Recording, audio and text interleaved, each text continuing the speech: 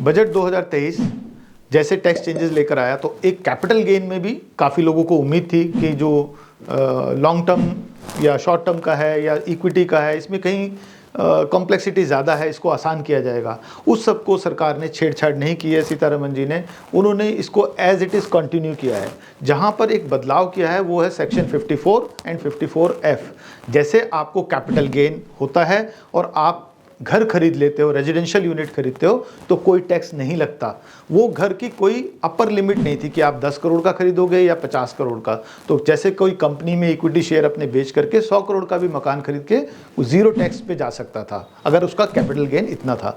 अब इसको बदल करके इसमें एक अपर लिमिट कर दी गई है, यानी कि अगर किसी को पास बहुत ज़्यादा कैपिटल गेन आ रहा है तो उसके लिए अपर लिमिट 10 करोड़ है। तो ये एक बड़ा जो जिनके पास थोड़ी सी ज़्यादा गेन आ रहे थे कैपिटल गेन के, चाहे वो स्टार्टअप में कोई अपने इक्विटी शेयर्स की वजह से या किसी और लिस्टेड में भी अगर थे, तो वहाँ पर अब टैक्स बचाने की एक लिमिट कर दी है कि अप टू 10 करोड़ का आप इन्वेस्ट कर सकते हो, उस पर टैक्स बचा सकते हो। लेकिन अगर आप उससे ज़्यादा करोगे तो वो टैक्स देना पड़ेगा, पहले ऐसा नहीं था। सो 2023-24 से ये एक नया कैपिटल गेन में अपर लिमिट कर दी है। तो हायर इनकम को, या मैं कहूँगा कि जिनके पास ज़्यादा अच्छी इनकम है, उनके लिए टैक्स कहीं ना कहीं देनदारी बढ़ जाएगी। छोटे इनकम या छोटे फ़ायदे वालों के लिए इसमें कोई बदलाव नहीं है। तो ये भी एक रीजनेबली गुड स्टैंड है। शायद थोड़ा सा कहीं ना कहीं स्टार्टअप्स को या कुछ लोगों को इससे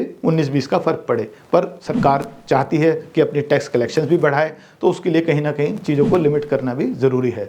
अब इसमें और कोई टैक्स चेंज कैपिटल गेन में नहीं है, तो आपकी प्लानिंग में ज़्यादा कुछ फ़र्क नहीं आना चाहिए। यानी कि 1 लाख रुपए का जो हर साल पर पैन बेनिफिट मिल रहा था आपको लिस्टेड इक्विटी पे, उसको जरूर लें। वो 2023-24 में भी जारी है।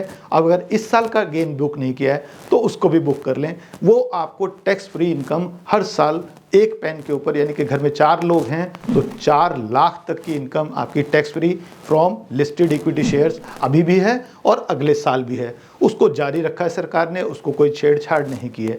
अगर हम कैपिटल गेन में कोई और चेंज एक्सपेक्ट कर रहे थे तो वो इसके अलावा शायद यही था कि रेट में भी एक जैसा कुछ टैक्स रेट होगा, तो सरकार ने कैपिटल गेन के टैक्स रेट्स को भी सेम रखा है। तो इसलिए आपको कोई ज़्यादा उसमें अपना समय नहीं लगाना है एनालिसिस में। कैपिटल गेन में there is no change for a common man और a middle income man, it's only for higher income, वो भी कैपिटल गेन से जब हो रही है, एग्जम्पशन में हुई है 54 एंड 54F, जहां पर 10 करोड़ से ज़्यादा के घर खरीदने पर आपको वो टैक्स बेनिफिट लिमिट कर दिया गया है।